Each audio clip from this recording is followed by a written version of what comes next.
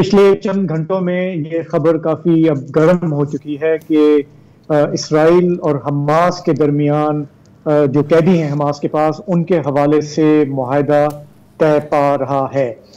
Hamas کے رہنما اسماعیل ہانیہ نے کنفرم کیا ہے کہ اس پہ کافی پیش رفت ہو چکی ہے۔ اسرائیل کے اندر سے یہ خبر آ رہی ہے کہ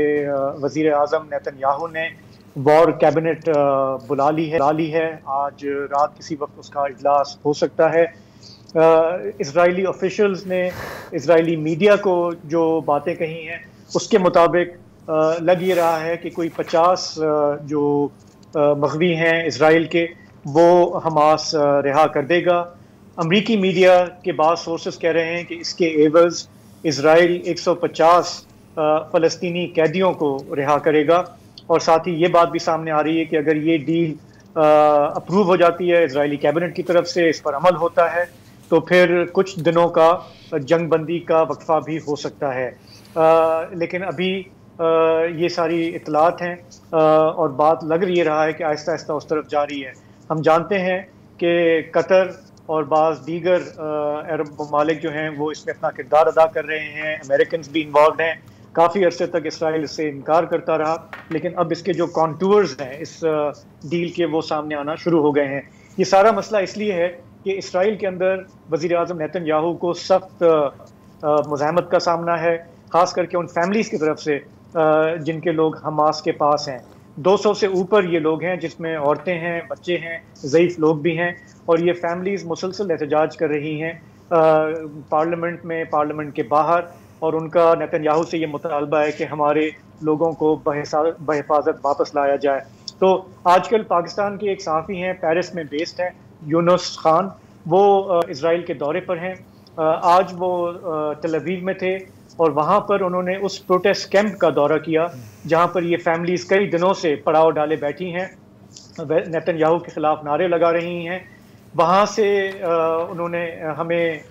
کچھ معلومات دی۔ میری جب ان سے بات ہوئی تو میں نے پہلے سوال ان سے یہی پوچھا کہ یہ جو مذاکرات کی بات آ رہی ہے اس پر اسرائیلی حکام اور اسرائیلی میڈیا میں کیا خبریں ہیں؟ جی، اس وقت میں تل ابیب میں موجود ہوں اور یہاں ہم تل ابیب کے سینٹر میں موجود ہیں، اور یہ یہاں کا مین سکوائر ہے۔ میرے عقب میں آپ دیکھ سکتے ہیں کہ یہاں پر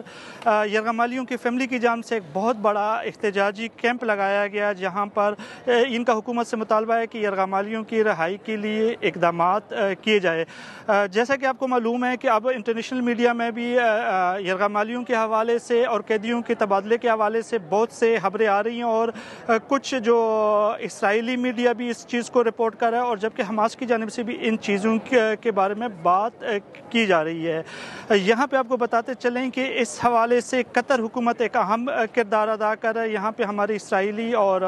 صحافیوں سے اور کچھ تھنک ٹینک سے بھی بات ہوئی، اور ان کا یہ کہنا تھا کہ یرغمالیوں کے حوالے سے اسرائیلی حکومت پر اس وقت بہت پریشر ہے، اور اسی وجہ سے اسرائیلی حکومت بیک ڈور ڈپلومیسی چینل کے تحت قطر اور کچھ دوسری اسلامی ممالک کی مدد سے جو یرغمالی ہیں ان کے رہائی کے حوالے سے بات چیت کر رہا ہے۔ ابھی تک جو ہماری معلومات ہے وہ یہی ہے کہ یہ چیزیں سٹیپ بائی سٹیپ ہوں گی، لیکن امید یہی کی جا رہی ہے کہ اگلے کچھ گھنٹوں میں یا اگلے کچھ دنوں میں اس کے حوالے سے مکمل تفصیلات آ جائیں گی۔ ابھی تک جو ہمارے پاس اطلاعات یہ ہے کہ حماس کی طرف سے آفر کی گئی ہے کہ یہاں پہ اسرائیل کے اندر جو ان کے کچھ قیدی یہاں پہ موجود ہے، فلسطینی ہیں، ان کو رہا کیا جائے، اور ان کے بدلے میں جو یہاں اسرائیلی یرغمالی حماس کے پاس ہے وہ واپس کیے جائیں گے، اور یہ سٹیپ بائی سٹیپ کیا جائے گا۔ اور ہماری جو اطلاعات ہے وہ یہ 50 سے 80 تک جو ہے پہلے سٹیپ میں جو ہے قیدیوں کی رہائی ہوگی، اور اس کے بعد مزید اس حوالے سے